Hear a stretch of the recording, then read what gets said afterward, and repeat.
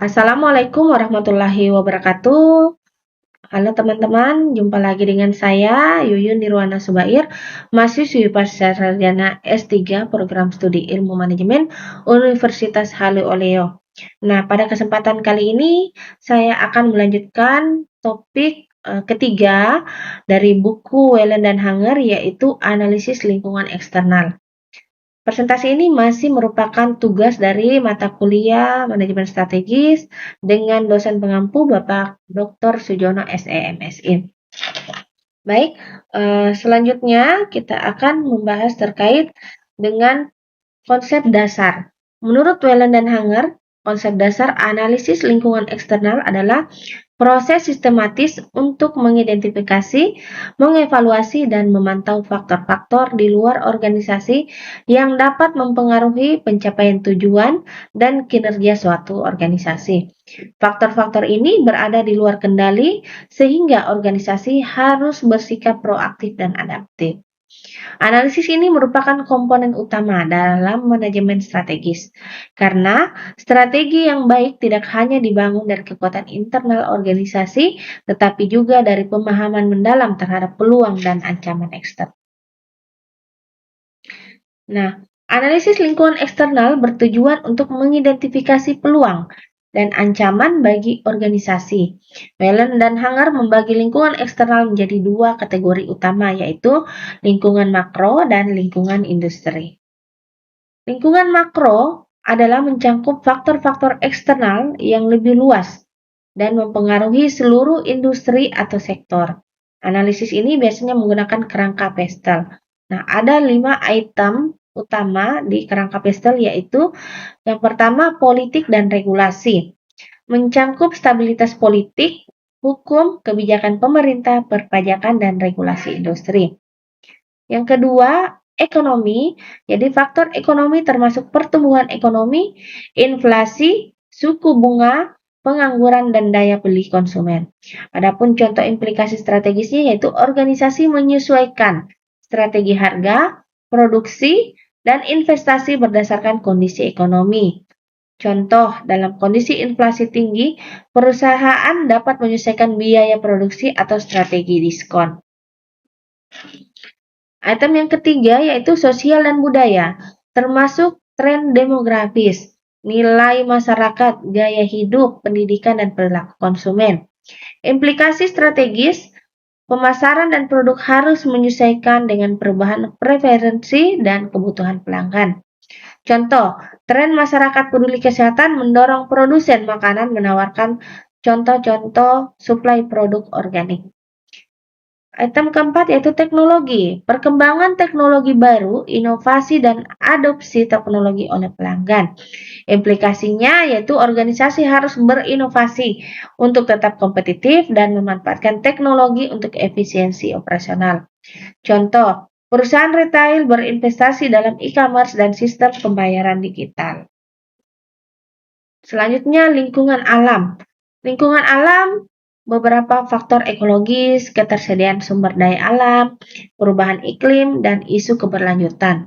Implikasinya, organisasi harus mengembangkan strategi ramah lingkungan dan mengelola risiko sumber daya. Contoh, perusahaan energi beralih ke energi terbarukan untuk mengurangi jejak karbon. Selanjutnya yang terakhir adalah hukum dan regulasi. Peraturan industri, hak kekayaan intelektual, keselamatan kerja, dan kepatuhan hukum. Implikasi strategisnya, organisasi harus mampu memastikan produk dan layanan sesuai regulasi untuk menghindari sanksi. Contoh, perusahaan farmasi mematuhi regulasi Badan POM atau FDA sebelum meluncurkan produk baru. Nah, bisa kita tarik kesimpulan terkait dengan lingkungan makro adalah lingkungan makro ini tidak bisa dikontrol oleh organisasi dan bersifat luas. Organisasi harus memantau tren Pestel secara berkala untuk menyesuaikan strategi secara proaktif. Nah, lingkungan kedua yaitu lingkungan industri. Lingkungan industri adalah faktor-faktor eksternal yang mempengaruhi persaingan dalam satu faktor atau pasar tertentu. Analisis ini sering menggunakan Foster's Five Force. Jadi ada 5 itemnya, yaitu yang pertama persaingan antar perusahaan. Tingkat persaingan ditentukan oleh jumlah dan kekuatan pesaing, serta pertumbuhan industri. Implikasinya, strategi diferensiasi produk, harga, dan inovasi menjadi penting. Contoh, industri telekomunikasi menghadapi persaingan harga dan layanan. Yang kedua, ancaman pendatang baru. Kemudahan atau kesulitan pasar mempengaruhi intensitas persaingan. Implikasi organisasi dapat menciptakan barrier to entry melalui investasi teknologi branding atau biaya skala. Yang ketiga, ancaman produk pengganti. Ketersediaan produk atau layanan alternatif yang bisa menggantikan kebutuhan konsumen. Implikasi strategis, organisasi harus meningkatkan kualitas, inovasi, dan loyalitas pelanggan untuk mengurangi risiko substitusi. Contoh, streaming digital menggantikan DVD dan televisi tradisional. Yang keempat, kekuatan pemasok. Kemampuan pemasok mempengaruhi harga, kualitas, dan pasokan bahan baku. Implikasi, organisasi dapat membangun hubungan jangka panjang dengan pemasok atau diversifikasi sumber. Yang kelima, kekuatan pembeli. Kemampuan pelanggan mempengaruhi harga, kualitas, dan pelayanan. Implikasinya, organisasi dapat meningkatkan nilai tambah produk, layanan pelanggan, dan diferensiasi untuk mengurangi tekanan dari pembeli. Contoh, pelanggan e-commerce memilih platform dengan harga kompetitif dan layanan cepat. Kesimpulan, lingkungan industri menentukan daya saing dan profitabilitas sektor. Analisis Foster's 5 Force membantu organisasi menentukan strategi kompetitif, misalnya diferensiasi, biaya rendah, atau fokus pada niche market. Selanjutnya, tujuan analisis lingkungan eksternal, yaitu yang pertama, mengidentifikasi peluang. Yang kedua, mengidentifikasi ancaman. Yang ketiga, memberikan informasi dasar untuk perumusan strategi. Yang keempat, strategi yang dirumuskan berdasarkan informasi itu akan lebih adaptif dan proaktif sehingga suatu organisasi dapat menghadapi perubahan pasar secara efektif.